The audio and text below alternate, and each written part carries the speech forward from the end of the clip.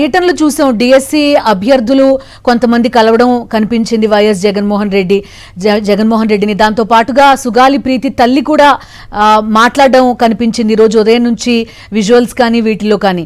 ఏమంటున్నారు డిఎస్సి అభ్యర్థులు? ఈ పోరాటానికి సంబంధించి ఎలాంటి మాటలు చెప్తున్నారు? ఎందుకంటే డిఎస్సిలో అనేక సంవత్సరాల పాటు చదివి అనేక రోజుల పాటు రేయింబోళ్ళు చదివి దాదాపుగా కష్టపడి ఎగ్జామ్ రాస్తే తమకు న్యాయం జరగలేని డిఎస్సి అభ్యర్థులు కూడా జగన్మోహన్ వద్ద ఆవేదన ఆందోళన వ్యక్తం చేసిన పరిస్థితి అనిపిస్తోంది. ఇటీవల వైఎస్ఆర్ కాంగ్రెస్ పార్టీ చేపట్టిన డిఎస్సి ఉద్యమానికి ఆ డిఎస్సి అభ్యర్థులు ఉపాధ్యాయ అభ్యర్థులు పూర్తి స్థాయిలో మద్దతు ఇచ్చారు. తాము అన్ని విధాలుగా ఎగ్జామ్ రాసినప్పటికీ తాము మెరిట్ లిస్ట్ లో ఉన్నప్పటికీ అదేవిధంగా 1:1 మేరకు అభ్యర్థుల నుంచి ఏదైతే ప్రభుత్వం నుంచి లెటర్ కూడా కాల్సారి వచ్చినప్పటికీ తమకు మాత్రం ఉద్యోగాలు రాలేదని ఆవేదన ఆందోళన వ్యక్తం చేస్తున్నారు. అందుకే వైఎస్ఆర్ కాంగ్రెస్ పార్టీ పోరుబాటుకి తాము ఇప్పుడు మద్దతుగా ఉంటాము, ఖచ్చితంగా ఆ ఉద్యమంలో ప్రత్యక్షంగా పాల్గొని ముందుకు వెళ్తామని చెప్పి చాలా స్పష్టంగా పేర్కొంటారు. ఇటీవల వైఎస్ఆర్ కాంగ్రెస్ పార్టీ ఆధ్వర్యంలో రిలే నిర్వహణ దీక్షలు తిరిగే, అదేవిధంగా అన్ని నియోజకవర్గాల్లోనూ దాదాపుగా భారీ స్థాయిలో నిరసన ప్రదర్శన కూడా వైఎస్ఆర్ కాంగ్రెస్ పార్టీ చేపట్టిన పరిస్థితి కూడా చూస్తాం. దాదాపుగా వేల మంది అభ్యర్థులు కావచ్చు, లేకపోతే ప్రజలు కావచ్చు అందులో పాల్గొని ర్యాలీ కూడా పెద్ద ఎత్తున సక్సెస్ అయిన పరిస్థితుల నేపథ్యంలో ఒకటి డిమాండ్ చేస్తున్నారు. మంత్రి నారా లోకేష్ వెంటనే రాజీనామా చేయాలని డిమాండ్ ఒకటి, అదేవిధంగా డిఎస్సి అక్రమాలపైన సిబిఐ విచారణ జరిపించాలనేది ఒకటి, మరోవైపున పెండింగ్ లో ఉన్న ఫీజు రియంబర్స్మెంట్ బకాయిలు వెంటనే విడుదల చేయాలనేది ఒకటి, తర్వాత ఎన్నికల హామీ మేరకు ప్రతి నియోజకవర్గానికి ఇంటి ఖచ్చితంగా ఇవ్వాలి. గత 2 సంవత్సరాల నుంచి పూర్తి స్థాయిలో ఎదుర్కొన్న పరిస్థితి, అందుకే ఇప్పుడు ఇవ్వాలని చెప్పి డిమాండ్ చేస్తున్న పరిస్థితి కనిపిస్తుంది. ఈ నేపథ్యంలోనే వైఎస్ జగన్మోహన్ రెడ్డి ఎక్కడికి వెళ్ళినా కూడా ఆయన వెంట ప్రజలు పరుగులు తీస్తున్న పరిస్థితి కనిపిస్తుంది. ఎందుకంటే ఆయన ప్రజా సమస్యలపైన ఉద్యమిస్తూ ఉన్నారు, ప్రజా సమస్యల కోసం పోరాడుతున్న ఏకైక నేతగా ఆంధ్రప్రదేశ్ రాష్ట్రంలో ప్రజల గొంతుకుగా నిలబడి ముందుకు సాగుతున్న నేపథ్యంలో ఒక డిఎస్సి అభ్యర్థులే కాదు, రైతులు తమకు జరిగిన అన్యాయాన్ని రైతులు వివరిస్తూ ఉన్నారు. అదేవిధంగా తమకు జరిగిన అన్యాయాన్ని చూడండి అంటూ మహిళలు కూడా పెద్ద ఎత్తున తరలి వచ్చి మద్దతు ఇస్తూ ఉన్న పరిస్థితి కనిపిస్తుంది. ఎందుకంటే ఎన్నికలకు ముందు అనేక హామీలు ఇచ్చిన టీడీపీ కూటమి పెద్దలు ఇప్పుడు ఎన్నికల తర్వాత కూటమి ప్రభుత్వం ఏర్పడి 2 సంవత్సరాలు పూర్తయినప్పటికీ ఎక్కడ కూడా హామీలు అమలు చేసుకునే నేపథ్యంలో ఒకవైపున ఆడబిడ్డ నిధి అమలు చేయలేదు, మరోవైపున నిరుద్యోగ భృతి హామీ అమలు చేయలేదు, మరోవైపున 50 ఏళ్లకే పెన్షన్ ఇస్తామన్నారు ఎస్సీ ఎస్టీ బీసీ మైనారిటీకి సంబంధించి వారికి కూడా ఆ హామీ అమలు చేయకపోవడంతో పాటు ఇప్పుడు హామీ ప్రశ్నించిన వారిని అదేవిధంగా మిగిలిస్తున్న వారిని పెద్ద ఎత్తున వేధింపులకు పాల్పడుతుందని చూసాం. రాష్ట్ర వ్యాప్తంగా సోషల్ మీడియా కార్యకర్తలపైన అనేక కేసులు ఇప్పటిదాకా బనాయించిన పరిస్థితి కనిపిస్తుంది. ఎందుకంటే సోషల్ మీడియా వేదికగా ఒక ప్రభుత్వానికి వ్యతిరేకంగా ఒక పోస్ట్ పెట్టారనో, లేకపోతే ప్రభుత్వానికి వ్యతిరేకంగా ఒక వాయిస్ వినిపించారనో పెద్ద ఎత్తున కేసులు బనాయించి జైలులోకి వేస్తున్న వైనాన్ని కూడా పూర్తి స్థాయిలో చూస్తున్నాం. అయితే వీటన్నిటినీ వైపున ఖండిస్తూనే ప్రత్యక్ష ఆందోళనకు ప్రత్యక్ష ఉద్యమానికి శ్రీకారం చుట్టిన వైఎస్ జగన్మోహన్ రెడ్డి తాజాగా ఈ రోజున ఎక్కడైతే అక్రమ కేసుకు గురై కర్నూలు జిల్లా జైల్లో ఉన్న వైఎస్ఆర్ కాంగ్రెస్ పార్టీ ఎమ్మెల్యే విరూపాక్షిని అక్రమంగా అరెస్టు చేయడాన్ని వైఎస్ జగన్మోహన్ రెడ్డి ఖండిస్తున్నారు. అదేవిధంగా ఆ కుటుంబానికి భరోసా ఇచ్చేందుకు ములాఖత్ రూపంలో ఎమ్మెల్యే విరూపాక్షితో భేటీ అయిన పరిస్థితి కనిపిస్తుంది.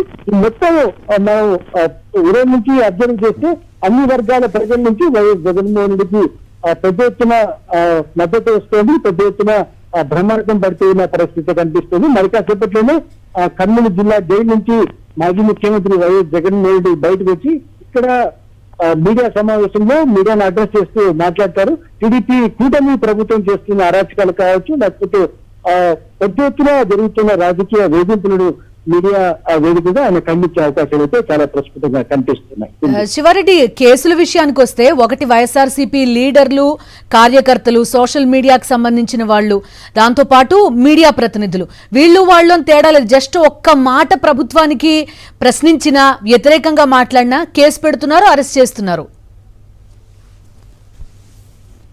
ఖచ్చితంగా ఇది మనం చాలా ఎగ్జాంపుల్స్ మనం చూస్తూ ఉన్నాం. ఎందుకంటే గతంలో ఎప్పుడు లేని విధంగా, చరిత్రలో ఎప్పుడు లేని విధంగా భావ ప్రకటన స్వేచ్ఛను పూర్తి స్థాయిలో హరిస్తున్న పరిస్థితి టీడీపీ కూటమి ప్రభుత్వంలోనే మనకి కనిపిస్తోంది. 2024 ఎన్నికల దాకా ఎవరైనా ఎట్లాంటి స్వేచ్ఛగా విమర్శించవచ్చు, మాట్లాడొచ్చు. అదేవిధంగా అప్పుడు కూడా శాంతి భద్రతలు వైఎస్ జగన్మోహన్ రెడ్డి గారి ప్రభుత్వంలో శాంతి భద్రతలు పూర్తి స్థాయిలో అదుపులో ఉండేది. తర్వాత ఎవరి హక్కులకి ఎట్లాంటి ఉల్లంఘన జరగలేదు. కానీ ఎప్పుడైతే 2024 ఎన్నికల తర్వాత రిజల్ట్ వచ్చిన రోజు నుంచే దాదాపుగా అనేక అరాచకాలు రాష్ట్రంలో నెలకొన్న పరిస్థితి కనిపిస్తుంది. వాటిని చూస్తూ ఉన్నాం. ఒకవైపున దాడులు చేస్తున్నారు, దుర్జనాలు చేస్తున్నారు. అదేవిధంగా వైఎస్ఆర్సీపీకి సంబంధించిన ప్రైవేట్ ఆస్తులను కూడా విధ్వంసానికి పాల్పడుతున్న పరిస్థితి కనిపిస్తుంది. మరోవైపున సోషల్ మీడియా వేదికగా ఎవరైతే ప్రభుత్వానికి వ్యతిరేకంగా ప్రశ్నిస్తారో, మీరు ఎన్నికలకు ముందు ఇప్పుడు ఎందుకు అమలు చేయలేదని ఎవరైతే నిలదీస్తారో, ఎవరైతే వారికి సంబంధించిన వాయిస్ ని బయటకు చెప్తూ ఉన్నారో, వాటిని ప్రభుత్వ పెద్దలు ఎవరైతే టీడీపీ, బీజేపీ, జనసేన కూటమిగా ఉన్న ప్రభుత్వ పెద్దలు వాటిని జీర్ణించుకోలేకపోతున్నారు. ఎన్నికలకు ముందు అనేక హామీలు ఇచ్చారు. ఆడబిడ్డ నిధి ఇస్తామన్నారు, నిరుద్యోగ భృతి ఇస్తాం, తర్వాత 20 లక్షల ఉద్యోగాలు ఇస్తామని చెప్పి చాలా ప్రస్ఫుటంగా హామీ ఇచ్చిన పరిస్థితి కనిపిస్తుంది. ఈ సంపద సృష్టించి సంక్షేమ పథకాలు అమలు చేస్తామని చాలా స్పష్టంగా సాక్షాత్తు ముఖ్యమంత్రి చంద్రబాబు హామీ ఇచ్చిన పరిస్థితుల నేపథ్యంలో ఇప్పుడు యువత అడుగుతున్నది, జనం అడుగుతున్నది కేవలం అది ఎందుకు అమలు చేయట్లేదు, మీరు ఎందుకు సంపద సృష్టించి హామీలు అమలు చేయలేదు నిలదీస్తూ ఉంటే, ప్రభుత్వం మాత్రం ప్రభుత్వము అదేవిధంగా ప్రభుత్వ పెద్దలు మాత్రం కేవలం కక్ష సాధింపు చర్యలకు పాల్పడుతున్న పరిస్థితి చాలా ప్రస్ఫుటంగా కనిపిస్తోంది. టీడీపీ సంబంధించి ఒక అజెండాగా రెడ్ బుక్ ని ముందు చూసుకుంటున్న వాతావరణం కనిపిస్తుంది. ఎందుకంటే ప్రశ్నించిన వారి గొంతు నొక్కడమే పనిగా పెట్టుకోవాలి.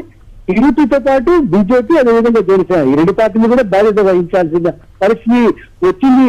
కానీ వారు ఆ రోజు ఎక్కడైతే హామీలు ఇచ్చారో ఆ హామీలను ఎక్కడ కూడా అమలు చేయని పరిస్థితుల నేపథ్యంలో ఈ రోజున ప్రజలు ప్రశ్నిస్తూ ఉన్నారు, యువకులు ప్రశ్నిస్తున్నారు, మహిళలు ప్రశ్నిస్తున్నారు. అయితే ఆ ప్రశ్నలకు సూటిగా సమాధానం చెప్పలేని టీడీపీ కూటమి ప్రభుత్వ పెద్దలు కేవలం రెడ్ బుక్ అని ఒక బుక్ తీసుకొని వచ్చి దాంట్లో కేవలం ఎవరైతే ప్రశ్నిస్తారో అటువంటి వారిపైన మాత్రమే కేసులు నమోదు చేయడం, అదేవిధంగా జైలుకు పంపించడం, లేదు అంటే హత్యలు, హత్య యత్నాలు వంటి వాటిని ప్రేరేపించడం వంటి వాటిని చూస్తున్నాం. ఇక్కడ కర్నూలు జిల్లానే కాదు, తర్వాత అనంతపురం జిల్లాలో ఉంది, కడప, చిత్తూరు జిల్లాలో ఉంది, తర్వాత మనం చూసాం విజయవాడ చూసాం, అదేవిధంగా విశాఖపట్నం, శ్రీకాకుళం నుంచి అనంతపురం దాకా అనేక అరాచకాలను ప్రతిరోజు చూస్తూ ఉన్నామన్నా వీటన్నిటికీ నిరసనగానే భావ ప్రకటన స్వేచ్ఛను కాపాడాలని ఒకవైపున వైఎస్ జగన్మోహన్ రెడ్డి డిమాండ్ చేస్తూ ఉన్నాయి.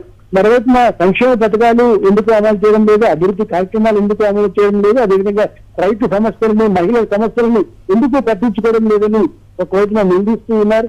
ఎందుకంటే ఇప్పటికే రాష్ట్ర వ్యాప్తంగా అనేక పర్యటనలు మాజీ ముఖ్యమంత్రి వైఎస్ జగన్మోహన్ రెడ్డి చేపట్టిన దృశ్యాలను మనం చూసాం. ఇప్పుడు కూడా అటువంటి కార్యక్రమంలో భాగంగానే ప్రభుత్వం అనుసరిస్తున్న దాష్టికానికి వ్యతిరేకంగానే ఇప్పుడు వైఎస్ జగన్మోహన్ రెడ్డి కర్నూలు జిల్లాలో కూడా పర్యటిస్తున్న పరిస్థితి కనిపిస్తుంది. ఉదయం నుంచి కర్నూలు ఎయిర్పోర్ట్ నుంచి ఇక్కడ దాకా పంచలింగాల దాకా పెద్ద ఎత్తున వేల మంది జగన్మోహన్ రెడ్డి అడుగు వేస్తూ ఆయన సంఘీభావంగా ముందుకు కదులుతూ ఉన్న పరిస్థితి కనిపిస్తోంది.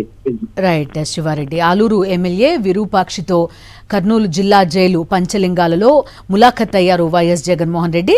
అక్రమంగా విరూపాక్షిపై కేసు పెట్టి ఆయనను జైల్లో ఉంచారు. ఆయనతో ములాఖత్ అయి ఆయన ధైర్యం చెప్పడానికి ప్రయత్నిస్తున్నారు వైఎస్ జగన్మోహన్ రెడ్డి. మా కరెస్పాండెంట్ లోకేష్ జాయిన్ అవుతున్నారు, పూర్తి సమాచారం అందిస్తారు. లోకేష్ చెప్పండి, విరూపాక్షితో ములాఖత్ అయ్యారు వైఎస్ జగన్మోహన్ రెడ్డి. ఉదయం నుంచి కూడా చూసాం కర్నూలు జిల్లాకి సంబంధించి అటు ఓర్వకాలు దగ్గర నుంచి ఇప్పుడు ఉన్న పంచలింగాల వరకు భారీగా జనం తరలి వచ్చారు. వెంట ఉండి మరి పంచలింగాల దాకా వైఎస్ జగన్ ని తీసుకురావడం మనం అంతా చూసాం. ఎలా సాగింది పర్యటన అంటే ఏం చెప్తారు?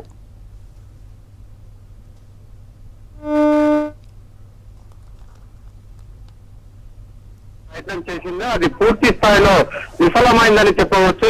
ఎందుకంటే ఏదైతే జనాభిమానంతో ఉమ్మడి కర్నూలు జిల్లా నలుమూల నుండి అభిమానులను రాకుండా బార్గేట్స్ కావచ్చు, ఈ యొక్క చెక్ పోస్టులను ఏర్పాటు చేసి అదే విధంగా వారిని అడ్డుకునే ప్రయత్నం అయితే ఏదైతే చేశారో వాటిని పటాపంచలు చేస్తూ ఈ రోజు జన సమూహం అనేది పెద్ద ఎత్తున కర్నూలుకి తరలి రావడం అనేది మనం చాలా స్పష్టంగా చూసిన పరిస్థితి కనపడుతుంది. ఏదైతే అక్రమ కేసులు బనాయించి రాజకీయ కక్షలతో వైఎస్ఆర్సీపీ నాయకులను ఇబ్బంది పెడుతున్న నేపథ్యంలో వారికి అండగా నిలబడడానికి వారి యొక్క ధైర్యం చెప్పే విధంగా వైఎస్ జగన్మోహన్ రెడ్డి ఈ రోజు కర్నూలు జిల్లాలో పర్యటిస్తున్న నేపథ్యంలో ఆ పర్యటన అడ్డుకునేందుకు కూటమి ప్రభుత్వం ఎన్నో కుట్రలు పన్నింది.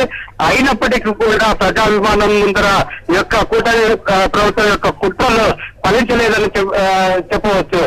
ఇప్పుడే కొద్దిసేపటి కింద వైఎస్ జగన్మోహన్ రెడ్డి యొక్క అక్రమ కేసులతో జ్యుడిషియల్ రిమాండ్ లో ఉన్న ఎమ్మెల్యే వీరుపాటితో పాటు వైఎస్ఆర్సీపీ కార్యకర్తలను ములాఖాత్ లో కలవడం జరిగింది. వారి యొక్క సతీమణి